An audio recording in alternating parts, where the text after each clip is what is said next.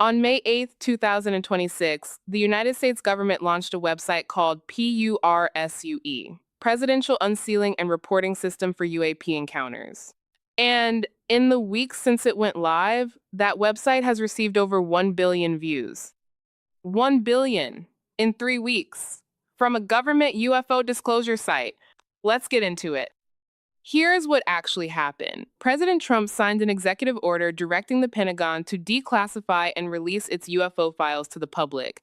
Not hints, not summaries, not carefully curated press releases. The actual files, the videos, the audio recordings, the documents. Decades of classified material about unidentified anomalous phenomena, what the government officially calls UAPs, and what the rest of us have been calling UFOs since 1947. The first batch dropped on May 8th. 162 files, 120 PDF documents, 28 videos, 14 images. Coming from the Pentagon, the FBI, NASA, and the State Department, some of them dating back to the late 1940s. The disclosed materials span from records dating back to the 1940s and 1950s to footage recently captured by the U.S. military. The records cover unidentified phenomena observed not only in the air but also in space, at sea, and on the ground. And then on May 22nd, 2 weeks later, the second batch. Around 50 new videos and documents, including first-hand accounts from military personnel and civilians describing unexplained aerial activity. Plus, on May 18th, the National Security Agency released hundreds of pages of historical UAP records previously classified at Top Secret Umbra, one of the highest levels of classification in signals intelligence. Top Secret Umbra. That is not a normal classification level. That is the kind of classification that gets attached to the most sensitive signals intelligence the United States possesses. And they are putting it on a public website. So, what is actually in these files? Because that is the question that matters. And the answer is some of it is mundane, some of it is genuinely strange, and some of it is things that even the Pentagon's own analysts describe as defying physics.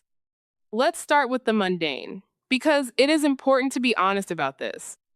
A significant portion of the release material is historical reports that were classified not because they contained extraordinary evidence of non human intelligence, but because they were classified in the general sweep of Cold War secrecy. The NASA ones are from Apollo 12, Apollo 17, and Gemini 7. They were already in the public domain.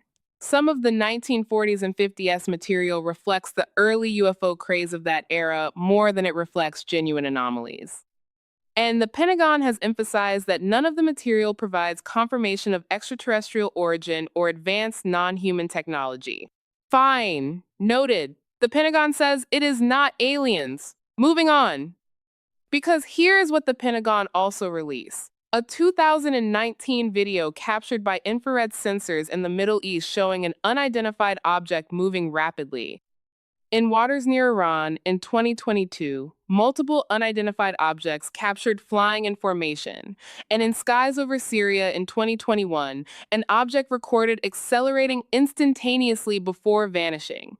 Instantaneous acceleration before vanishing from an infrared sensor aboard a U.S. military platform. The file is labeled, and this is the Pentagon's own label, not a UFO enthusiast label, Syrian UAP instant acceleration. That is not a weather balloon. That is not a drone. No human made aircraft in 2021 or in 2026, for that matter, can accelerate instantaneously. The physics of acceleration require time. They require force applied over distance. An object that accelerates instantaneously is either violating the laws of physics as we currently understand them, or it is doing something with propulsion that we have absolutely no framework to explain. And then there's the Apollo 17 photograph. Additional materials include UFO reports concerning the Pantex nuclear weapons facility and photographs from lunar missions, including an Apollo 17 image showing clustered bright points above the moon's surface. Objects above the moon's surface in an Apollo photograph that nobody has explained. that the Pentagon released this month, and green orbs at Sandia Base in New Mexico from 1948 to 1950. Sandia Base was where the United States assembled its nuclear weapons at the time, the most sensitive military facility in the country. And multiple somethings were appearing as green orbs over that facility repeatedly for 2 years, and nobody knows what they were. Now, let's talk about what is happening in Congress, because the file releases are only half the story. The other half is what elected officials are saying about what is still being withheld. Representative Tim Burchett, co chair of the Congressional UAP caucus, said this week that Congress does not need more hearings on UFOs. What is needed now is disclosure. According to reporter Matt Laszlo, Burchett told him that the Pentagon file releases have shifted the conversation on Capitol Hill and that other members of Congress are talking to him about UAP more than they used to. No more hearings. He wants disclosure. An elected member of the United States Congress is saying that the government has information that has not been released and that it needs to come out, not as a fringe position, as the stated goal of the Congressional UAP caucus. And then there is the detail that Burchett shared that I think is the most significant thing said publicly about this subject in years. He said disclosure advocates inside the administration are running into resistance. He used the phrase deep state and said the president himself has been told this issue is like layers of an onion.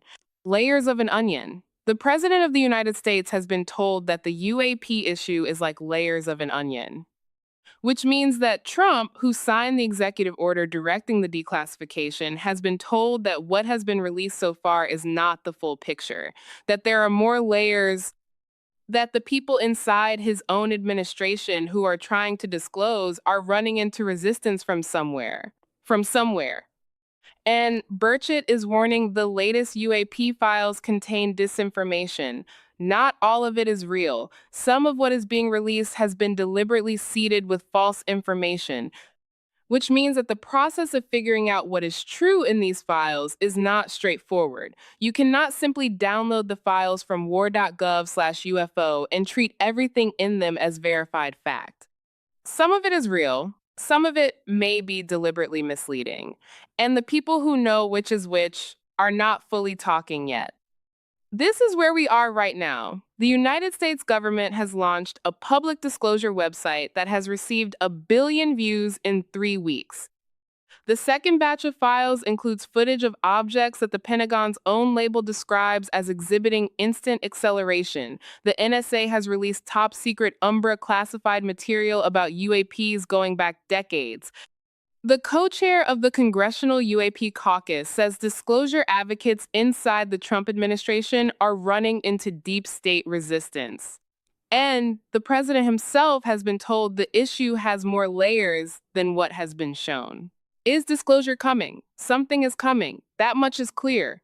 The scale of what has already been released, the speed of the releases, the classification levels being broken, the billion views, the congressional pressure, something is happening that is different from anything that has happened before on this subject. Whether what comes next is the full picture, or another layer of the onion, or something carefully managed to satisfy public curiosity while keeping the most significant material classified, that is the question. And right now, nobody outside a very small circle of people knows the answer.